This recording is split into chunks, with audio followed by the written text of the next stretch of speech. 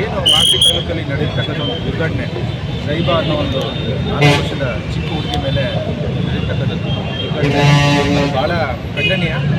ಅದರ ವಿರುದ್ಧವಾಗಿ ನಾವು ಇವತ್ತೆಲ್ಲ ಅನೇಕ ಸಂಘಟನೆಗಳು ಹಾಗೂ ನಾನು ಆಮೇಲೆ ಎಲ್ಲ ನಮ್ಮ ಸ್ನೇಹಿತರೆಲ್ಲ ಸೇರಿ ಅದ್ರ ವಿರುದ್ಧ ನಾವು ಹೋರಾಟ ಮಾಡ್ತಾ ಇದ್ದೇವೆ. ಈಗಾಗಲೇ ಆ ವ್ಯಕ್ತಿ ಅರೆಸ್ಟ್ ಕೂಡ ಆಗಿದ್ದಾರೆ. ಈಗಾಗಲೇ ಆ ವ್ಯಕ್ತಿ ಅರೆಸ್ಟ್ ಕೂಡ ಆಗಿದ್ದಾರೆ. ಅವ್ರಿಗೆ ನಾವು ಏನು ಜೀವಾವಧಿ ಶಿಕ್ಷೆ ಎಲ್ಲ ಅಂಥವ್ರಿಗೆಲ್ಲ ಕಲ್ಲು ಶಿಕ್ಷೆ ಕೊಡಬೇಕು ಅನ್ನೋದೇ ನಮ್ಮೆಲ್ಲರ ಒಂದು ಆಸೆ. ಅದಕ್ಕೆ ನಾವೆಲ್ಲ ಹೋರಾಟ ಮಾಡ್ತಾ ಇದ್ದೇವೆ. ಬರೀ ಜೀವಾವಧಿ ಶಿಕ್ಷೆ ಕೊಟ್ಟರೆ ಜೈಲಲ್ಲಿ ಆರಾಮಾಗಿ ಊಟ ಮಾಡ್ಕೊಂಡು ಆರಾಮಾಗಿ ಅಲ್ಲೇ ಜೀವನ ಮಾಡ್ಬಿಡ್ತಾರೆ. ಇಂಥವರೆಲ್ಲ ಅಲ್ಲೂ ಬೇಕಾದ್ರೆ ಅಲ್ಲಿರೋರನ್ನೂ ಹಾಳು ಮಾಡ್ಬಿಡ್ತಾರೆ. ಇಂಥವ್ರಿಗೆಲ್ಲ ಇಂಥ ವಿಕೃತ ಮನಸ್ಥಿತಿ ಉಳ್ಳವರಿಗೆ ಗಲ್ಲಿಗೆ ಏರಿಸ್ಬೇಕು ಅನ್ನೋದನ್ನೇ ನಾವೆಲ್ಲ ಹೋಗ್ತಾ ಇದ್ದೇವೆ.